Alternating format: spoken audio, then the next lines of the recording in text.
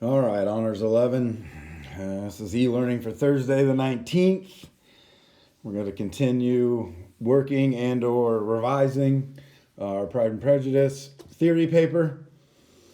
So we barely got an opportunity to talk about this last week, so I just wanted to go over this a little slower and hopefully clear up anything we might have questions about.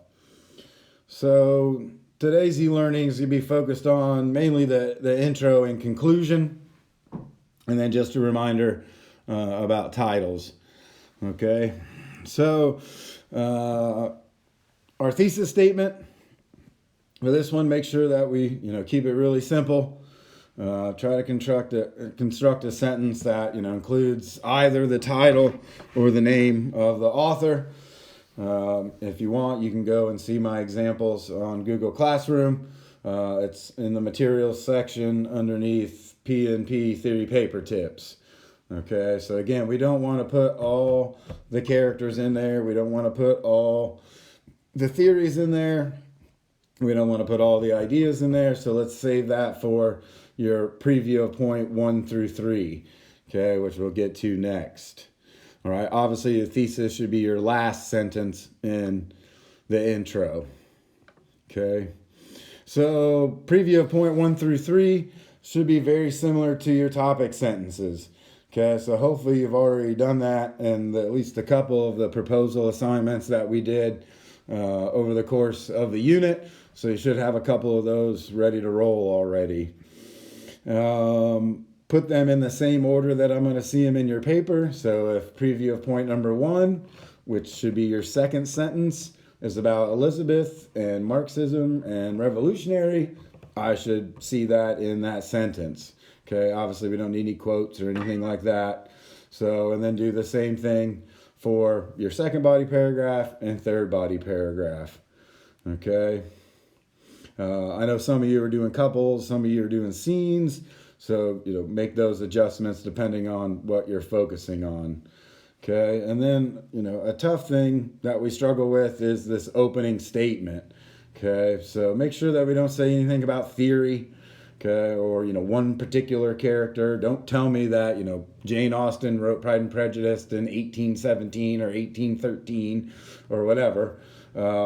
Instead, think about what you are focusing on as a whole.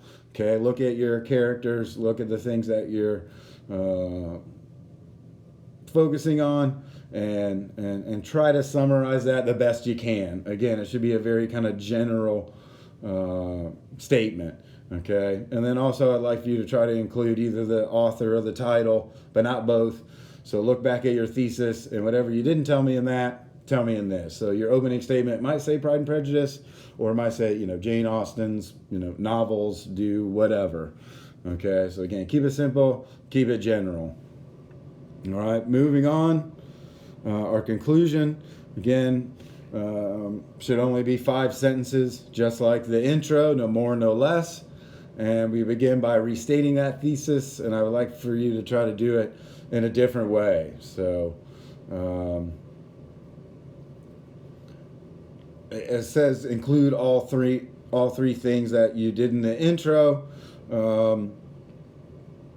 and actually I'm going to change that. Just disregard that. So look at your thesis and just kind of flip it around in some way, and disregard the all 3 things. I need to fix that. Okay. Speaking of those 3 things, we need to do them in the same order as we did in the intro. So if you talked about Elizabeth first and Jane second, I should see that in the conclusion as well. So your review of point number 1 is about Elizabeth, review of point number 2 is about Jane, and so on. Okay. And then the last thing is our final thought for just kind of your whole paper in general. Ask yourself, what should I, Mr. Vester, walk away, after reading your paper, think about, or, hopefully have learned from your exploration of these various theories and ideas and characters from the book. All right. And then the very last thing to focus on, please, Pride and Prejudice. All right. The title of the novel is in italics, always. Okay. And there really is no need to put quotation marks, in chapter 7, Lizzie did this. We don't really need to worry about that. You can just tell me in chapter 7. Okay, so that's what we're going to focus on for Thursday. Friday I'll have one more lesson pertaining to the paper, and hopefully it'll just be kind of a last minute, checklist of things that are included and not included. Again, we don't need a works cited. I provided you everything you needed, so we don't really need to worry about that. So Friday will mainly be about using quotes correctly and citing correctly. So just give you a little heads up there about what's coming next. All right, see y'all.